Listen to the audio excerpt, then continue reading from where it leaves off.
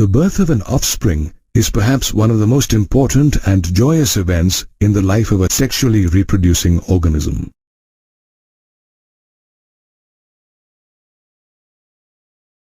This event, however, is a culmination of events such as the development of the zygote and embryogenesis.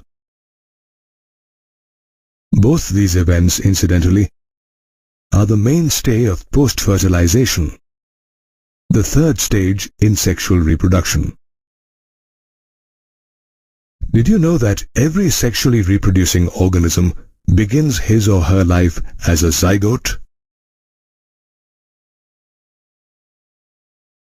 Depending on whether fertilization is internal or external, the zygote is either formed inside the organism or outside in an external medium such as water.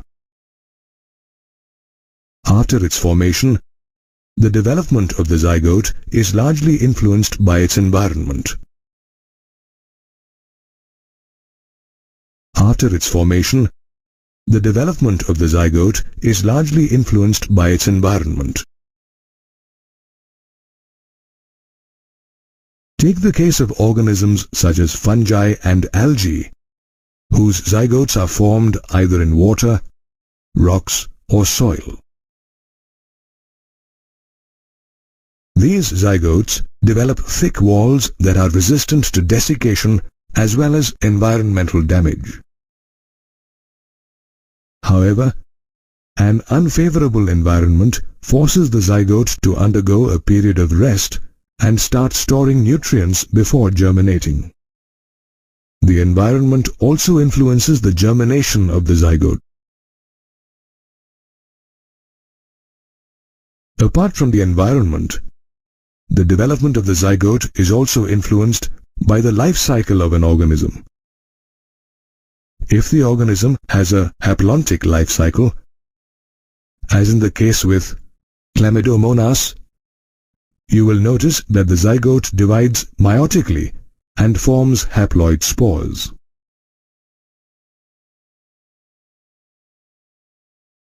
However, in the case of a fern, a pteridophyte with a haplodiplontic life cycle, the zygote divides mitotically to form a sporophyte.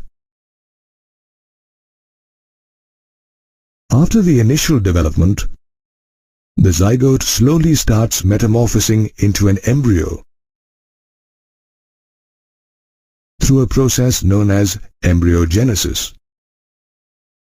During this process, the zygote starts to divide mitotically, which results in an increase in the number of cells. Simultaneously, the zygote also undergoes cell differentiation, a process during which groups of cells go through modification to form different tissues and organs.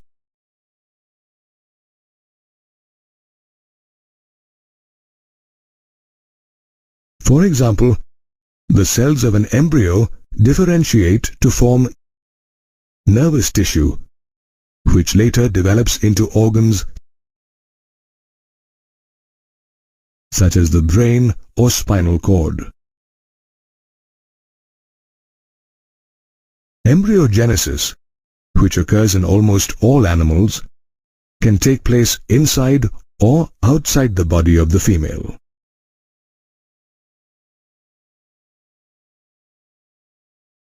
In oviparous or egg-laying animals such as reptiles and birds, the process of embryogenesis takes place outside the body of the female, that is, in eggs laid by these animals.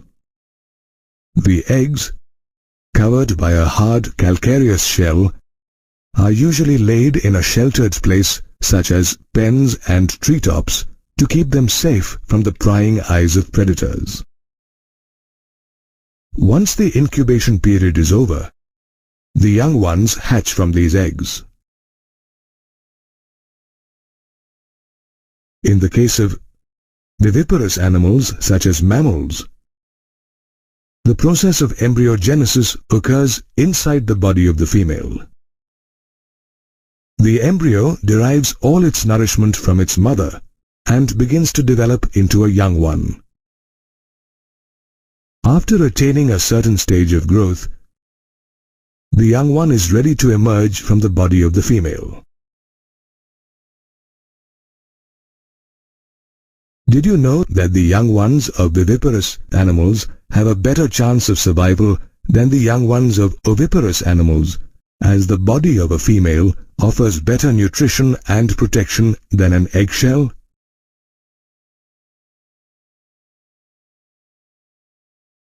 Apart from animals, the development of the zygote and embryogenesis occur in flowering plants as well. Interestingly, the formation and subsequent development of the zygote inside the ovule triggers the withering of other parts of the flower, including the sepals, petals, and stamens. The pistil, which contains the ovule, however, remains attached to the plant. During embryogenesis, the zygote develops into the embryo, whereas ovules develop into seeds. The ovary, on the other hand, develops into a fruit. The fruit is covered with pericarp, a thick wall that protects the seeds and the embryo.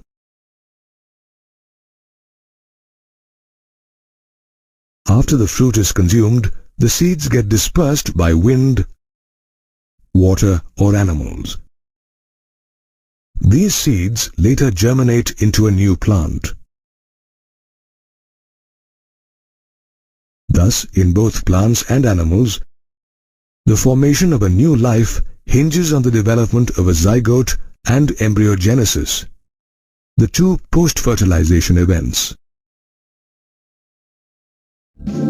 Sexual reproduction, which is common in higher plants and animals, is a far more complicated and elaborate process than asexual reproduction. This form of reproduction essentially involves the fusion of male and female gametes, produced by reproductive structures such as the strobili, stamen, and pistil in the case of plants, and testes and ovaries in animals.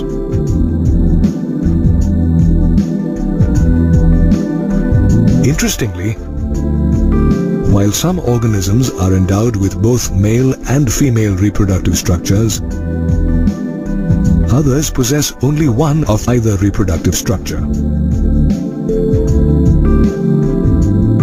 For instance, gymnosperms such as Pinus possess both male and female strobili and are called bisexual or monoecious plants. Cycas, on the other hand, has the male and female strobili growing on different trees and is known as a dioecious or unisexual plant. Angiosperms too comprise a variety of monoecious and dioecious plants. For instance, the coconut tree is considered a monoecious plant, where a single tree bears the staminate, the stamen-bearing unisexual male flower, and the pistillate, the female flower bearing the pistils. Even the pea plant is a monoecious plant, as both the stamen and pistil are present on the same flower. Papaya, on the contrary, is a dioecious plant that bears staminate and pistillate flowers on different trees. Did you know that we come across bisexual and unisexual organisms even in fungi? Bisexual fungi, such as the straw mushroom, bear the male and female gametangium, the plus and the minus mating type, on the same thallus. Hence, these types of fungi are also known as homothalic. This is in contrast to heterothalic fungi such as Rhizopus, which bears the male and female gametangium, that is, the plus and minus mating type, on different thallus.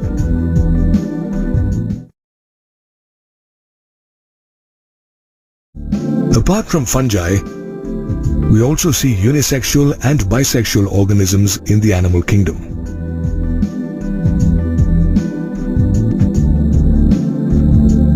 The earthworm, which has both testis and ovary, is bisexual in nature. Did you know that bisexual animals are also called hermaphrodites? Human beings, on the other hand, are unisexual organisms, as each individual possesses either the male or female reproductive organ. Regardless of whether organisms are unisexual or bisexual, reproductive structures play an important role in sexual reproduction, a process that's divided into 3 distinct stages, namely the pre-fertilization, fertilization, and post-fertilization stage. The pre-fertilization stage is the first stage in sexual reproduction and includes gametogenesis and gamete transfer, events that occur prior to the fusion of gametes. Gametogenesis refers to the process of formation of the haploid male and female gametes due to cell division in the parent body. The type of cell division is decided by the nature of the parent body. Haploid organisms such as moss, a type of bryophyte, produce gametes by undergoing mitotic division. Apart from bryophytes, other haploid organisms belonging to fungi and algae too produce gametes by mitotic division.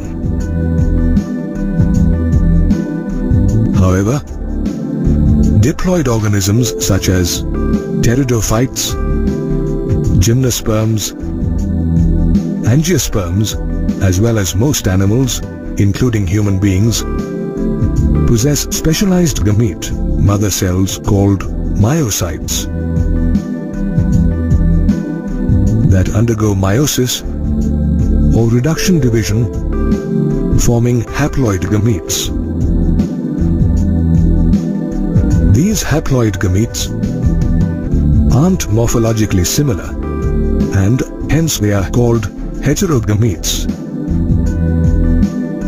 Moreover, while the male gamete is called the antherozoid or sperm, the female gamete is called the egg or ovum.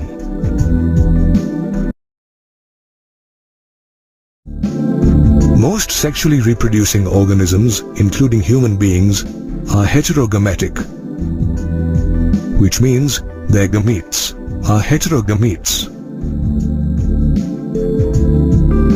However, in the case of some algae such as Cladophora, the gametes are so strikingly similar that it is not possible to categorize them as male and female gametes. Such gametes are therefore called homogametes or isogametes. Regardless of whether they are homogametic or heterogametic, the formation of gametes is followed by gamete transfer, a process during which male gametes are brought in proximity with female gametes. In the case of algae, bryophytes and pteridophytes, water acts as a medium for such gamete transfer.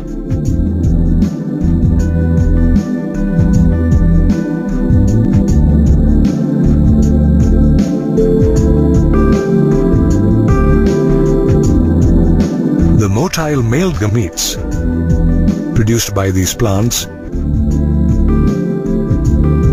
make use of water currents to reach the stationary female gamete. However, during this process, many male gametes either die or fail to reach their destination. To overcome this lacuna, most plants produce several thousand male gametes to ensure that at least some of them reach the female gamete.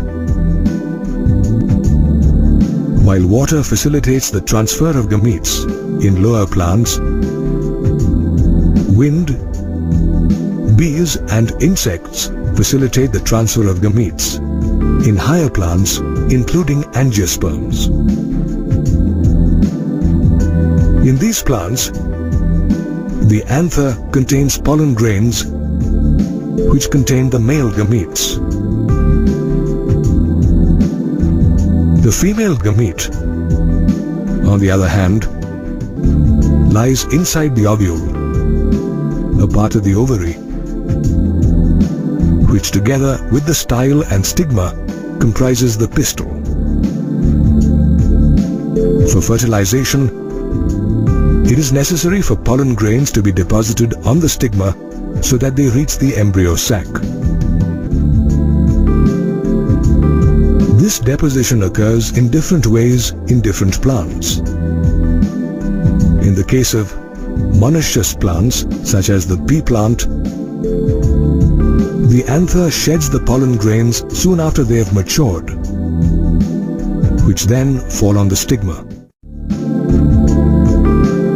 In the case of dioecious plants, the transfer of pollen grains to the stigma takes place through pollination, a process in which wind, insects or bees deposit the pollen on the stigma. These pollen grains then germinate and produce a pollen tube that contains the male gametes. This tube penetrates the stigma and style to reach the ovule, where the male gametes are discharged. While plants depend on water and wind for gamete transfer, unisexual animals such as human beings have developed a special mechanism called copulation for gamete transfer.